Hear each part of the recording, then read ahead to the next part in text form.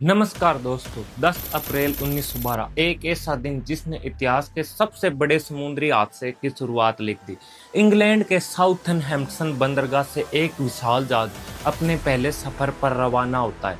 नाम था RMS Titanic. उस दौर का सबसे बड़ा, सबसे शानदार और सबसे आधुनिक जहाज। इस जहाज में हर तरह के लोग सवार थे।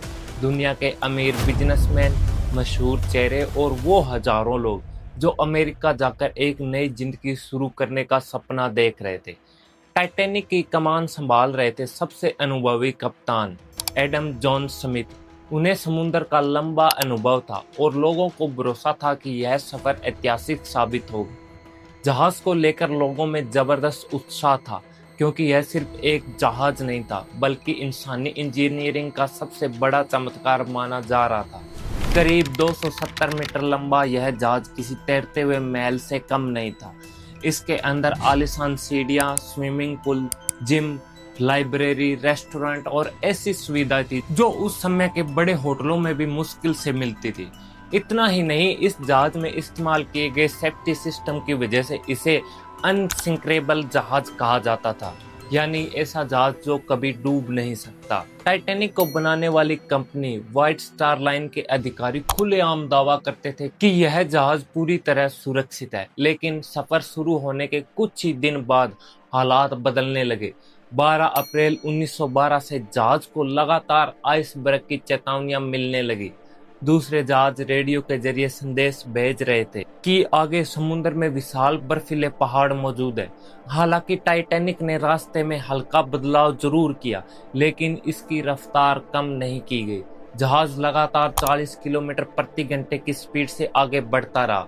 14 अप्रैल 1912 की रात कई और चेतावनियां मिली, लेकिन इस बार भी उन्हें गंभीरता से नहीं लिया गया। रात बेहद ठंडी थी, आसमान में चांद नहीं था, इसलिए समुद्र पर अंधेरा और ज्यादा घना लग रहा था। जहाज के सबसे ऊपर बने क्रॉस नेट पर एक कर्मचारी लगातार निगरानी कर रहा था। उसका काम था सामने आने वाले किसी भी खतरे को समय रहते पहचानना। रात करीब 11:39 पर उसे अचानक दूर एक विशाल आइसबर्ग दिखाई देता है। वह तुरंत खतरे का संदेशा देता है और ब्रिज पर सूचना पहुंचाई जाती है। ऑफिसर तेजी से जहाज को मोड़ने का आदेश देते हैं, लेकिन तब तक बहुत देर हो चुकी थी। करीब 11:40 पर टाइटैनिक उस विशाल आइसबर्ग से टकरा जाता है। यह टक्कर कुछ सेकंड की थी, लेकिन नुकसान बेहद बड़ा हो चुका था। आइसबर्ग ने जहाज के दाहिने हिस्से को पूरी तरह चीर दिया था। जहाज के कई वाटर टाइट कंपार्टमेंट में तेजी से पानी भरने लगा। टाइटैनिक को इस तरह डिजाइन किया गया था कि अगर कुछ हिस्से में पानी भी भर जाए तो जहाज तैरता रहेगा, लेकिन इस हादसे में जरूरत से ज्यादा कंपार्टमेंट टूट चुके थे।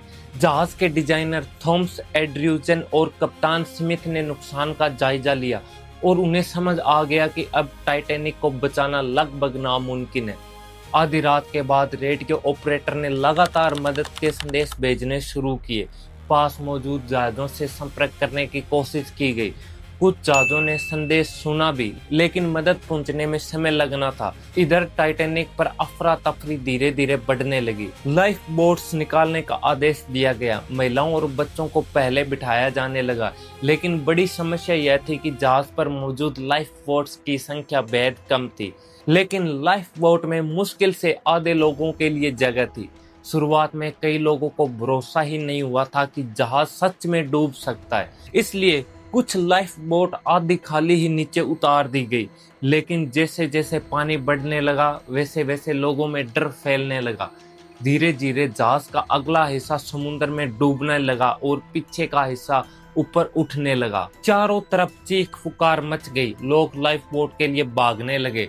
रात करीबन 2 बजे तक आखिरी लाइफ बोट भी पानी में उतारी जा चुकी थी, लेकिन तब तक भी सैकड़ों लोग जहाज पर फंसे हुए थे। करीब 2:20 पर टाइटैनिक 2 टुकड़ों में टूट गया और फिर धीरे धीरे टाइटैनिक महासागर की गहराइयों में हमेशा के लिए समा गया। जो लोग पानी में गिरे थे, उनमें से ज्यादातर बर्फ जैसे ठंडे पानी की वजह से कुछ ही मिनटों में दम तोड़ बैठे।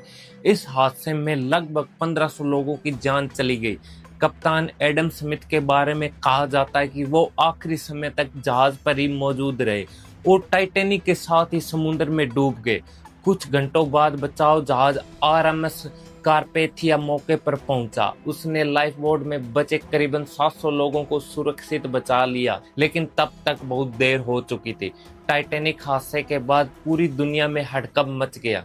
जांच में कई बड़ी लापरवाही सामने आई। प्राप्त लाइफ बोट नहीं थी, आइसबर्ग चेतावनी को नजरअंदाज किया गया और जहाज जरूरत से ज्यादा स्पीड में चल रहा था।